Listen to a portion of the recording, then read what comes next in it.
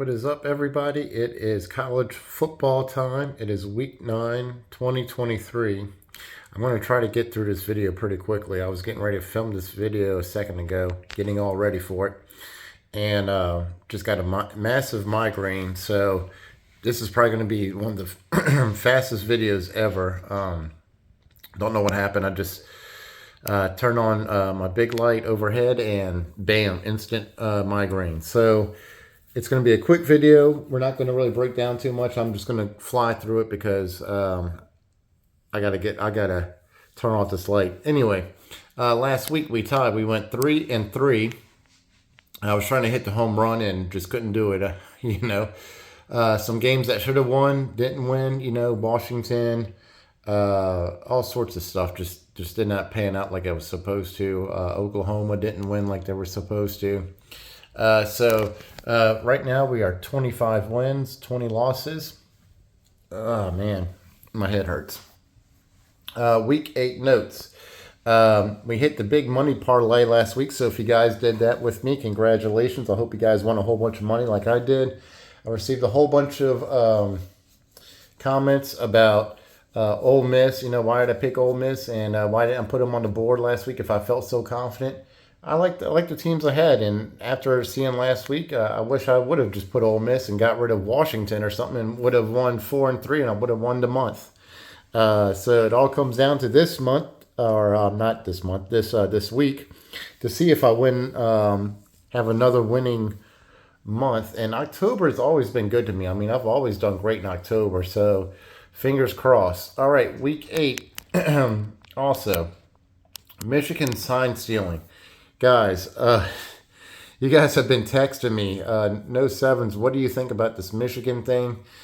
Are you still going to go with Michigan for your bowl prediction? To win the national championship, guys.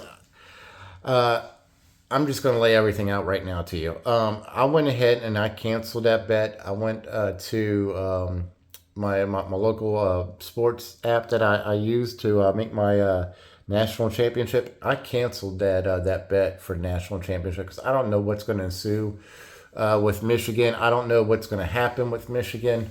I don't know anything. I know as much as you guys know, which is what we all know, pretty much. It's still a day-to-day, a revolving door. Who do I like to win the national championship? This might be the first year since I started this with YouTube. I don't make a prediction this year, but I'm usually pretty spot on with it. Like for baseball, I picked the Rangers, and funny enough, my mom picked the Diamondbacks to be in the World Series. So now it's me against my mom. And the only reason why she picked the Diamondbacks was because she liked the name. And these two teams were picked back in May, the first part of May. So with Michigan, it's more and more details are coming out. And I was starting to get some respect for Jimmy Boy here, but now I'm just going to go back to him as Coach No Name. The fallout's going to be massive on this. I just don't see the NCAA sweeping the rug underneath this, and people are calling for Jim to be fired. Guys, I could spend a whole long segment about this, but I don't want to. My head hurts. So we're just going to move on. Just keep following the details. The more stuff comes out, the more shocking it is. And there's all sorts of ways it can go. And maybe in the next week or two, I might come up with a different national championship team. I don't know who I like and where I'm going to go. But like I said, as of right now, I have removed my pick from Michigan to win the national championship. Washington, man, they survived a scare at home. They went to the purple helmets. They said, we don't jinx ourselves. Man, you guys almost jinxed yourselves because that game came down to the wire to win that game. I could not believe it. I was sweating bullets because I had them on the money line. Thank God I had them as a money line bet and not actually as a point spread bet. But still, I was holding my breath to the end because, I had a lot of money on that game for that parlay. And what was supposed to be an easy win game, and I guess what they thought was going to be an easy win game. Good Lord, my head is hurting really bad. just, I mean, you got to just hand it to Arizona State. They came up there and they played their tails off, and congratulations. And hopefully, Washington wakes up from that scare and plays more convincingly, this week coming up. So let's go ahead and get right into it. Like I said, I'm not going to break down these games like I normally do. We're just pretty much going to go down the list and we're just going to call them. So Florida State at Wake Forest. It's an 11 a.m. game. We're just going to keep riding the hot hand. We're just going to go ahead and we're just going to take Florida State as minus 12 right now. Wake Forest is a really good team. They're up and down. You never know what you're really going to get. But we've been winning playing the money line. And why change a really good thing when we can make some little bit of decent money with this game? So, like I said, guys, I'm going to break it down. Florida State money line.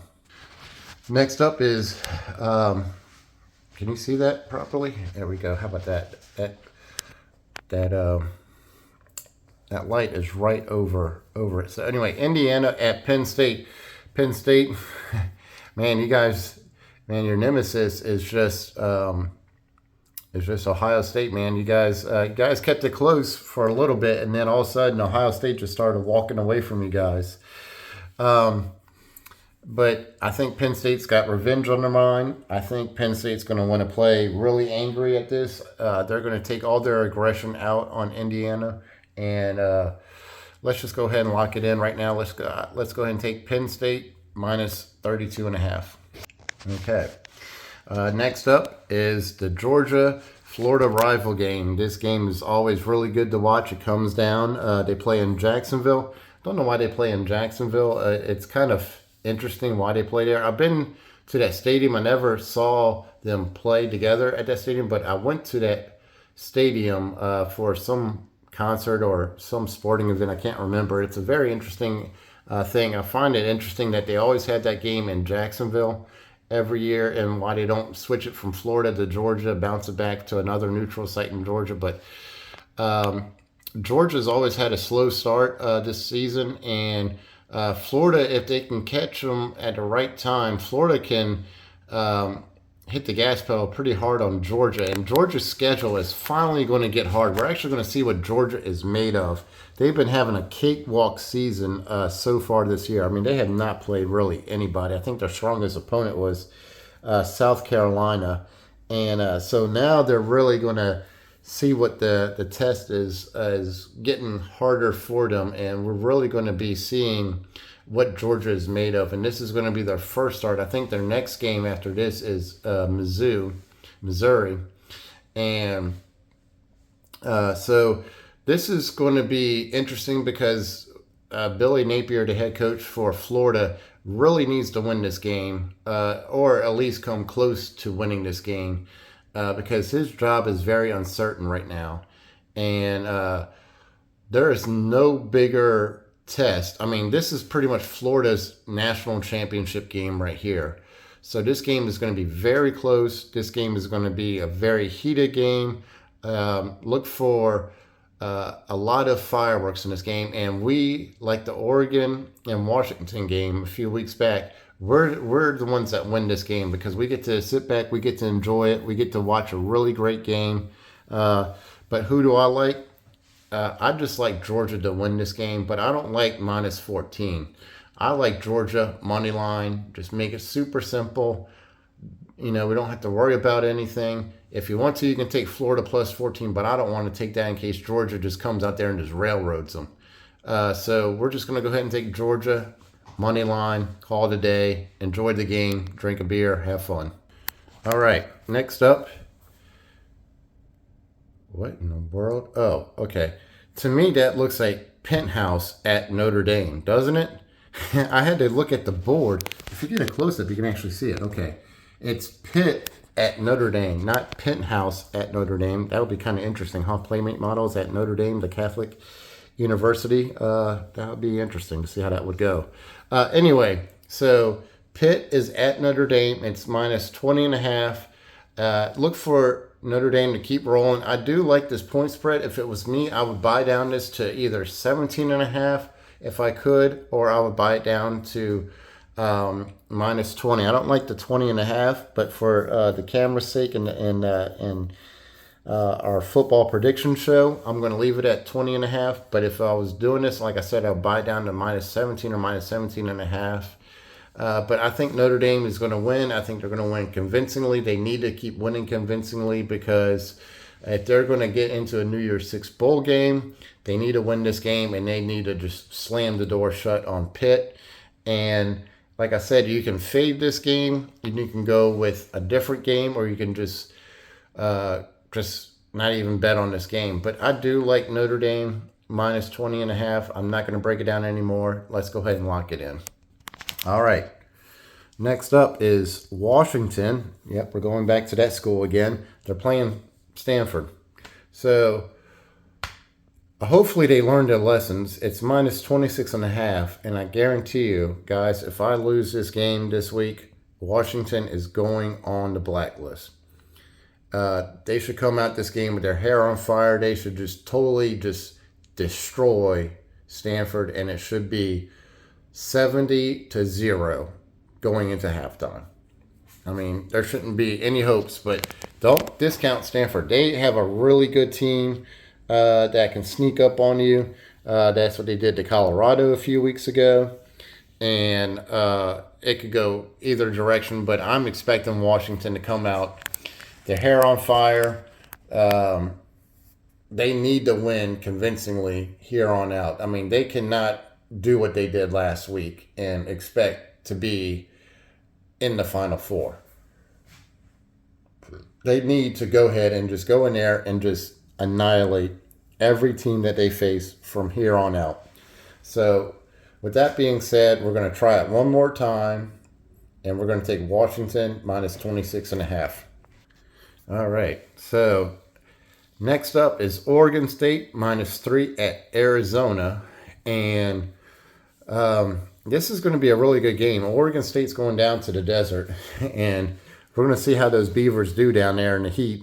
Last time I checked, Beavers do not like heat. And I am talking about the animal. DJ is playing really well. There's still talks that he's still a little bit of a discussion in a Heisman race, which is interesting because you got Bo Nix at Oregon who's still in the Heisman race. Jaden Daniels is in there. There's a whole slew of quarterbacks and everything else. I think it's always funny how the quarterback is always the Heisman person. You know, why can't we have other people besides quarterbacks win this Heisman? You know, I feel like it should be a different category where we have a quarterback Heisman and then a Heisman for the rest of the team. You know, somebody else besides a non-quarterback player. Anyway, as I digress, let's go ahead and get into it because I don't feel like talking much longer. I like Oregon State. I like how they're just keep on rolling. Minus 3 is really good. You can also take the money line on Oregon State. That's a little bit safer also. But I just look for Oregon State to just keep winning, play a great game, and just roll with it. It's at 9:30 at night Central Standard Time. So let's go ahead and lock it in. Oregon State minus 3 and go from there. All right. So we got it locked in. Oregon minus 3. Oregon State minus 3. Good Lord. No sevens. Come on, man. I know you're not feeling good, but let's put it in proper. Okay. So Oregon State minus 3. And all right. So this parlay could go a little either way. Last week I did a really good job. I put it on the board. So hopefully I bring some more good luck to us. So this is going to be my parlay for this week, and I'm going to try to get that light out. So this is the parlay. So we got Florida State money line, Ohio State money line, Georgia money line, Oregon minus 6.5. I know I don't have them on the board. You can even reduce this down to minus 6 if you want. Ole Miss money line, Oregon State money line, not minus 3, but money line. Washington minus 26.5. And guys, if you want to phase that game, you can fade it out.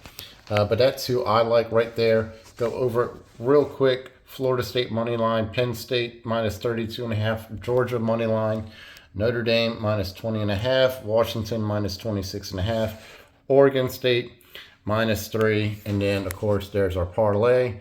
It is week 9, And guys, I'm looking forward to week 10. It will be happening in November. So hopefully we have a great, strong week to win October. I think I won October every single month except for 2020 during the COVID year. And I don't even really count COVID year. That was a crazy year in 2020. So let's go ahead and see how we do. Guys, I hope you're really good with your picks this week. Have a great Halloween. And No Sevens is going to go lay down and try to get rid of this headache because, man, it is kicking my tail all over the place. So, guys, good luck this week, and I will see you on week 10.